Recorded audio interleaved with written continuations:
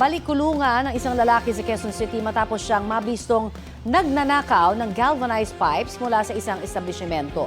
Balitang hatid ni James Agustin. Gumagapang ang isang lalaki na tila kumukuha ng tiyempo ng makuna sa CCTV sa rooftop ng isang commercial establishment sa barangay Pasong Tamo, Quezon City. Ilang minuto siya naghanap hanggang sa makitang mga galvanized pipe na dahan-dahan niyang hinata. Binuhat niya ang mga ito patungo sa kabilang bahagi ng rooftop. Bumalik siya para kunin ang isa pang pipe nang mabisto na siya ng ilang empleyado ng establishmento.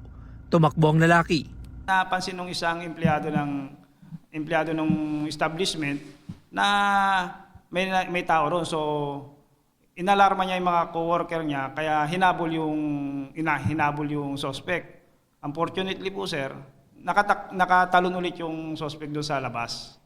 Arestado ang 31 anyo sa lalaki na inabutan ng pulisya sa katabing lote ng commercial establishment. Aminado siya sa nagawang krimen. Walang-wala po kasi. Ano gagawin mo dun sa mga bakal na yan? Papakilo po sana sa junk shop. Po, sana nga po patawad lang gawa ng nagawa ko lang po, gawa ng sa asawa ko po. May sakit po kasi asawa ko tapos buntis pa po eh. Nabawi sa kanya ang ilang ninakaw na galvanized pipe.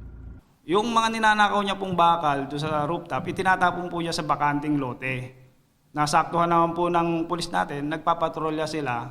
Nung pagtalon ng suspect, nahuli po siya doon ng mga pulis natin. Ito na ang ikapitong beses na naaresto ang suspect na dating nasangkot sa mga kasong pagnanakaw, iligal na droga at pagsusugat.